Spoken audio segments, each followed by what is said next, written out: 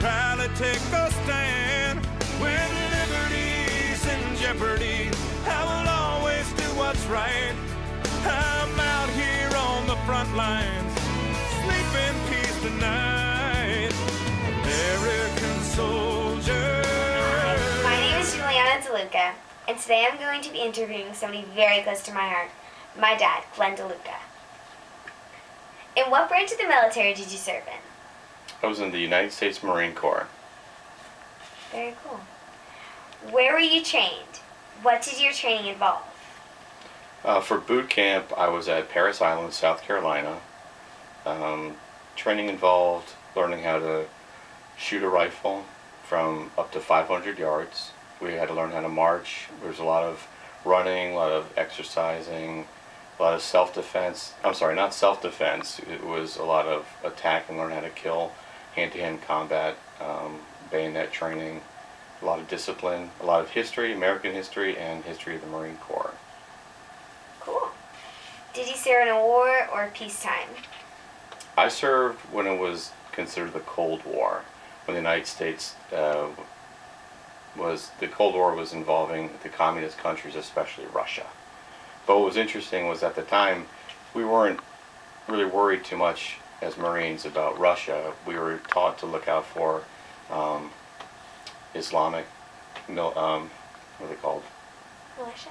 No, the extremists, because I think about 280 Marines had been killed in 1983 when someone drove a truck loaded with explosives into the Marine barracks in Beirut. And so we understood then that the enemy wasn't really going to be the communists, it was going to be a new threat starting from the Middle East. Wow. How old were you when you served? How many years did you serve? I was 22 when I went in. I served for about a year and a half because I got out early because I had a knee injury and a back injury. Under what conditions were you living? Your shelter, your food, etc. Out of boot camp, we'll talk about when you graduate boot camp, you go into what's called the fleet. When I was in the fleet, I was an electronics student, and we lived kind of nice actually. I was in was equivalent to a dorm, like a dorm room in college. The food was not bad. It was okay. It was free. What else did you ask? Just a basic living conditions. Yeah, it had a shower. The base had a movie theater. There wasn't a lot because we were stationed in the middle of the desert, so it was a little bit. But nice enough to have a. Yeah, it wasn't harsh conditions. No. What does the Marine Corps emblem stand for? First, you have the eagle, the globe, and then the anchor. So the eagle with spread wings represents our proud nation. Okay. The globe represents our global presence because the Marines have fought wars all over the entire world.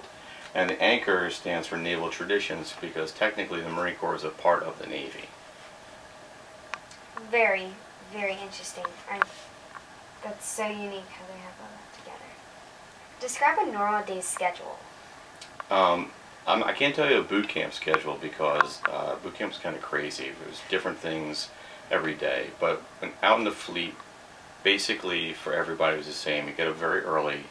So you had to be in formation probably around 6:30, 6:45. So you had to get up early, go eat breakfast, go to formation. After formation, you'd have to go do some kind of physical exercise, go run a bunch. It depends what unit you're in. They had different ways to train. After that, then you went to your job. So if you were a student, like I was an electronics student, we would just go to class till about 4 o'clock. But people who were in tanks, things like that, they would do tank maneuvers all day, and until their day was ended. And then you didn't have to be any place till the following morning, again at formation, 6:30, 7 o'clock. All right. And what positive memories remain with you? The people I met. I still have some friends that I met in the Marine Corps.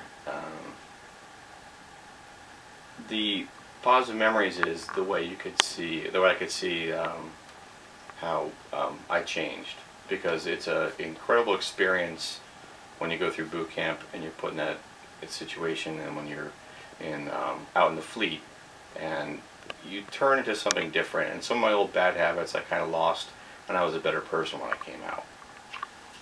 Are there any additional thoughts, memories, or observations you would like to include?